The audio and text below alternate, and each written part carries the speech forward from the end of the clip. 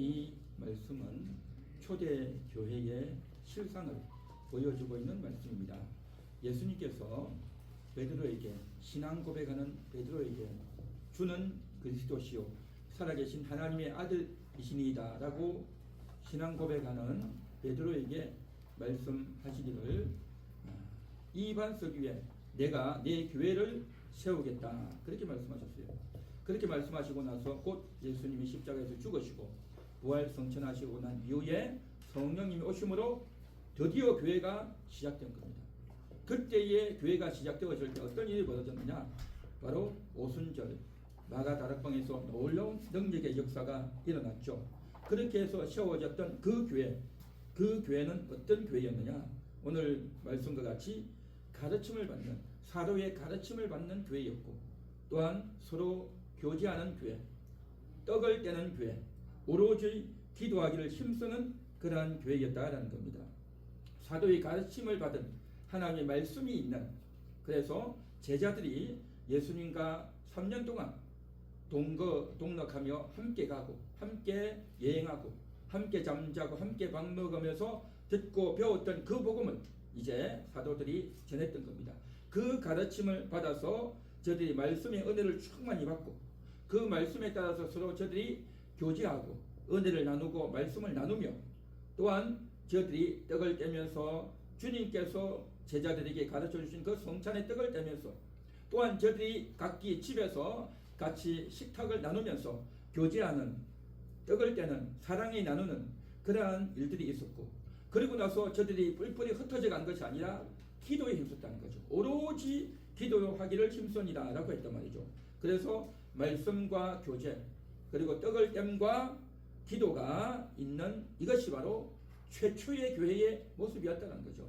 그래서 우리의 교회들이 이러한 모습이 되어야 할 줄 믿습니다. 그런데 이러한 말씀과 교제, 떡을 떼는 것과 기도하는 것은 각각이 아니라 서로 연결되어 있다는 겁니다. 서로 연결되어져서 하나로, 하나의 시스템으로 쭉 이어져 나간다는 거죠. 다시 말해서 저들이 가르침을 받아서 말씀을 받고 그 말씀에 입각한 교제였다라는 것이죠. 그래서 말씀을 선포하면 그것으로 끝나고 집에 돌아가는 것이 아니라 그 말씀을 듣고 저들이 또한 교제했다라는 거죠. 그래서 말씀과 교제가 계속 이어진 것이 바로 초대 교회의 모습이다라는 거죠.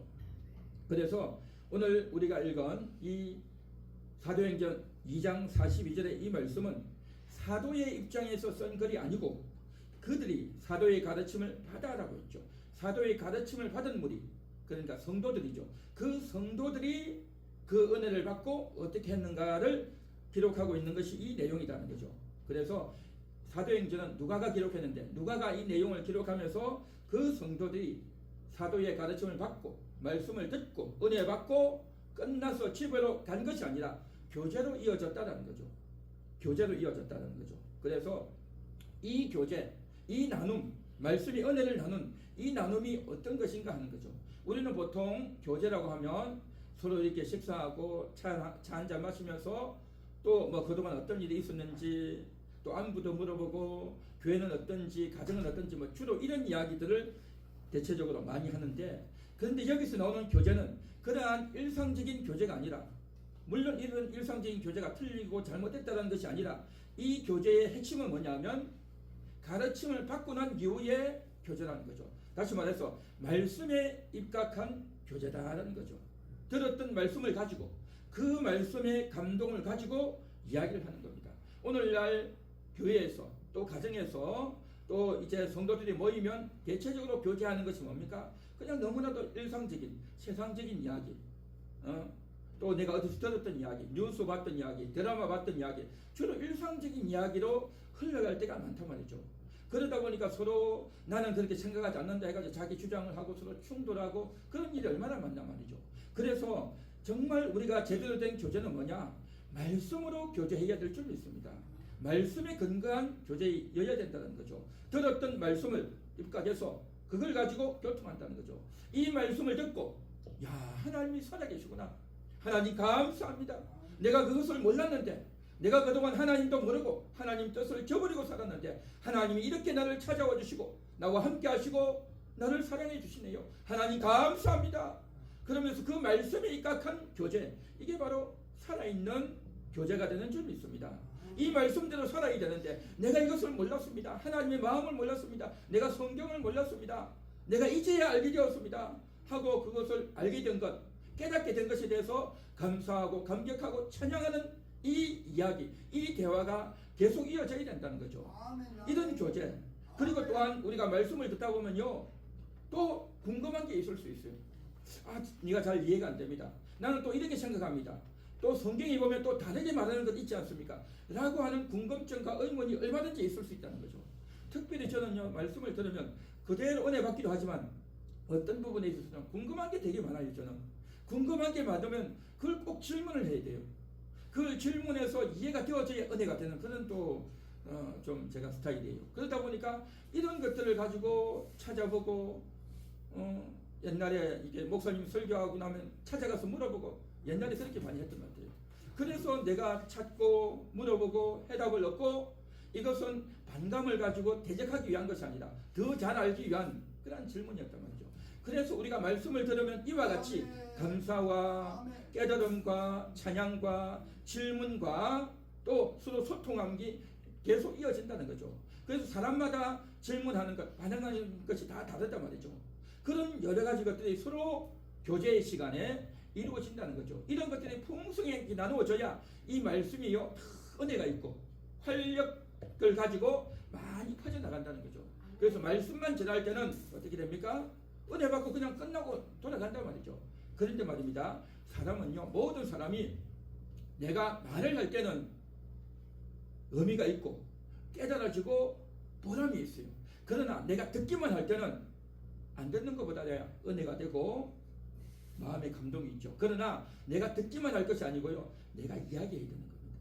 내가 그 이야기를 해야 결단도 생기고 감동도 생기고 또 그 말씀이 살아있고 서로 이 상호작용을 통해서 은혜가 배가 된다는 거죠.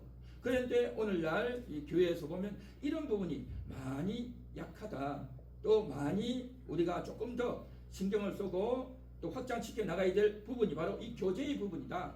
그래서 말씀을 듣고 말씀에 입각한 교제, 그런 교제가 더 많이 우리 한국 교회에서 이루어지기를 간절히 소망합니다. 그래서 초대교회가 바로 이런 교회였다는 거죠. 사도의 가르침을 받아서 교제로 이어졌던 겁니다. 그 교제로 이어지고 나서 이제 그걸로 끝날 수 없다. 또 우리가 떡을 떼고 같이 또 식사도 하고 그러면서 이제 더 하나님께 기도하게 되고 그 말씀을 받았으니 감사히 기도를, 그 말씀을 받고 내가 그동안 제대로 살지 못했습니다. 돌이키고 회개하는 기도, 내가 각오하고 결단하는 기도, 내가 더 복음을 전하기 위해서 하나님 힘을 달라고 능력을 달라고 기도하는 이 기도, 이런 것들이 계속 이어진단 말이죠. 그런 은혜가 있게 되기를 간절히 소망합니다. 할렐루야. 자, 그런데 이 초대교회 성도들이 이렇게 말씀과 교제와 떡을 떼는 것과 기도하는 것이 이루어질 수 있었던 것이 뭐냐? 사도들이 계획해가지고 이렇게 하시오라고 해서 된 게 아니다 말이죠.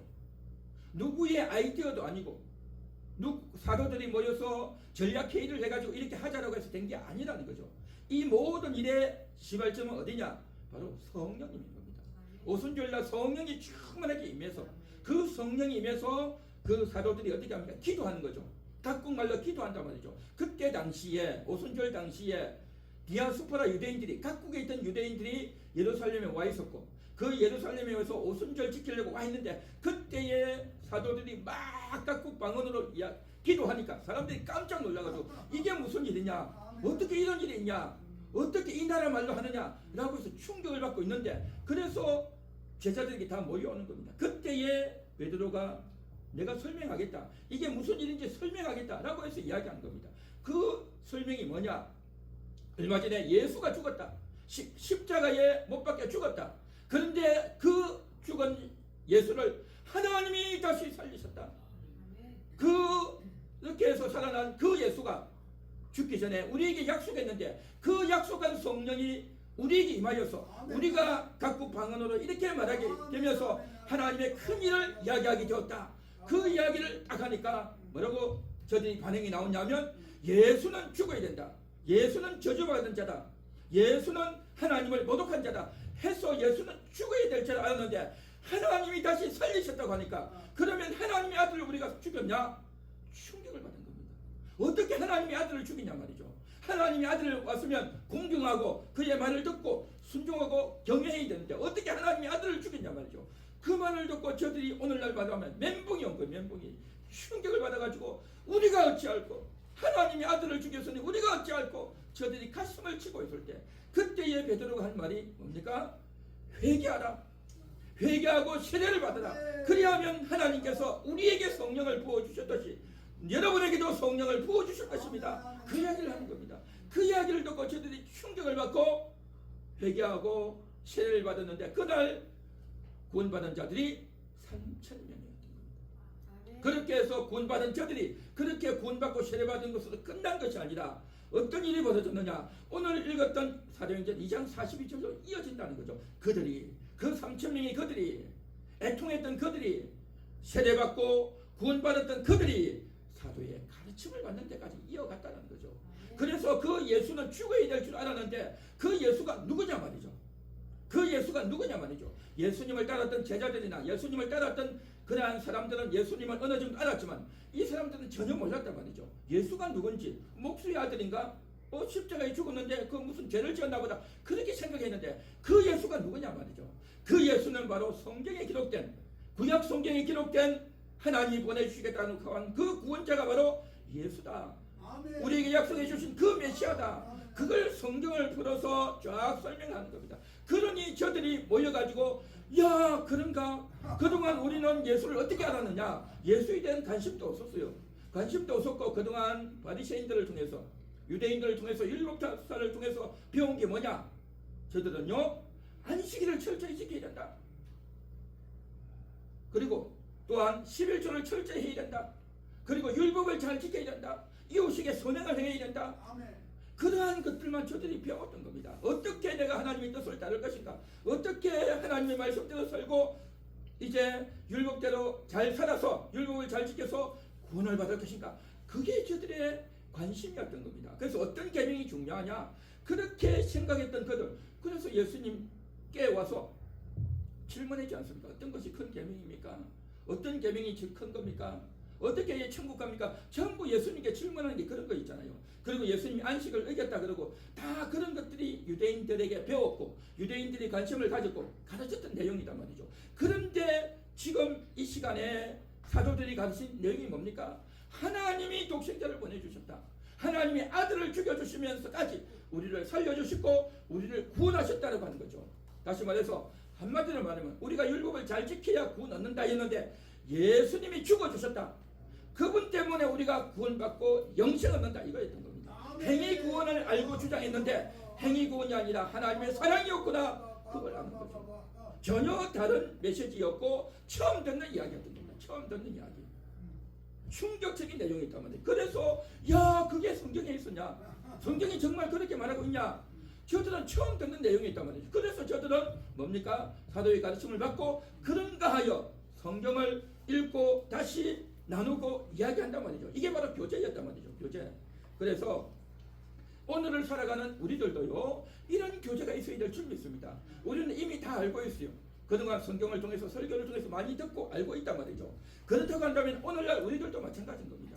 그 예수가 우리 안에 계셔서 우리 안에 살아 계셔서 어떤 일을 하고 계신가 그걸 우리는 이야기할 수 있어야 되는 것이고 그 예수가 나를 어떻게 인도하셨고 나를 어떻게 구원하셨고 나의 삶을 어떻게 인도하고 주도하고 있는지 그걸 우리는 경험하고 그걸 이야기하고 온 성도들이 그걸 나눌 수가 있어야 될 줄 믿습니다. 아멘. 그래서 이 베드로가 사도가 되어서 오순절날 놀라운 역사를 했지만 그가 이전에 어떤 일이 벌어졌습니까?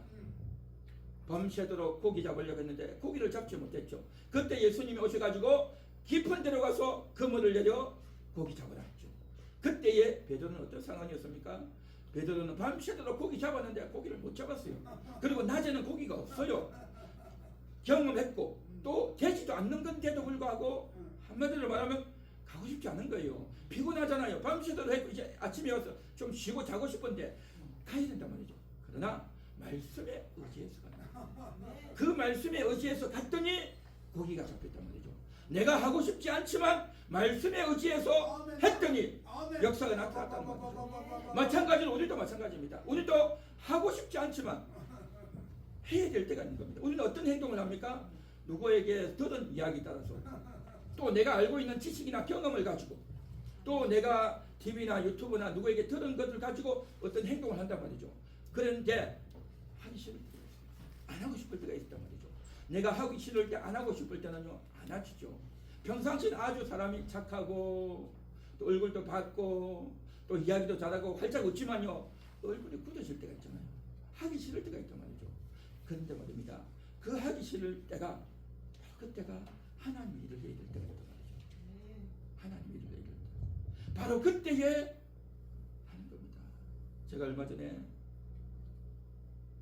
장례식이 있었는데 제가 아는 지인의 어머니가 돌아가시고 어머니가 장모님이 돌아가셔가지고 이제 장례식이 한다 해가지고 이게 연락을 받았는데 제가 못 갔어요. 시간도 없고 막 굳이 안 가도 되겠다 해서 안 갔는데 그럴 때 말입니다.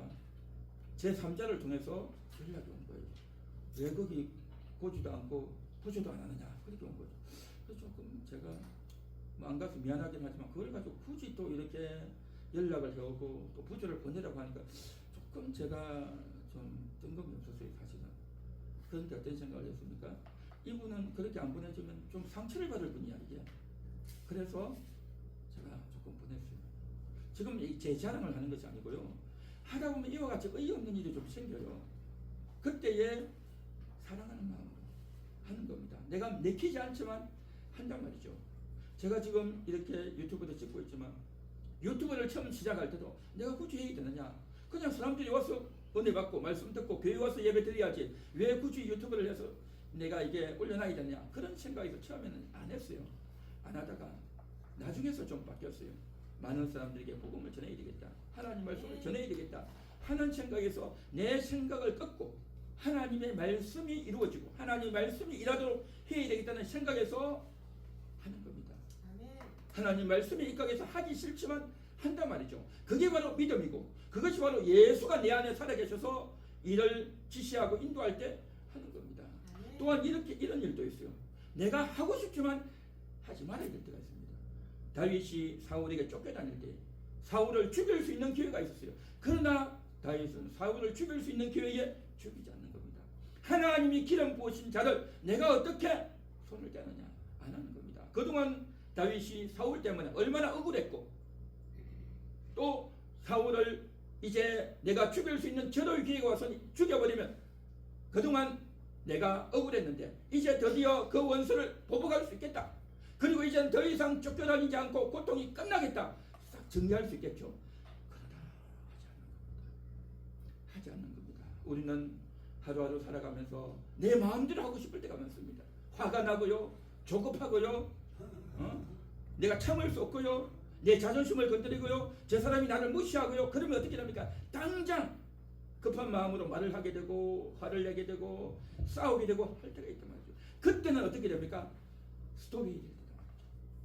내가 하고 싶지만 하지 말아야 될 때가 있단 말이죠. 내가 하고 싶은 그것이 정말 선한 뜻을 이루는 것이 아니라 대부분은 내 자존심이고 내 고집이고 내 욕심이고 내 교만이 있단 말이죠. 그렇지 않습니까?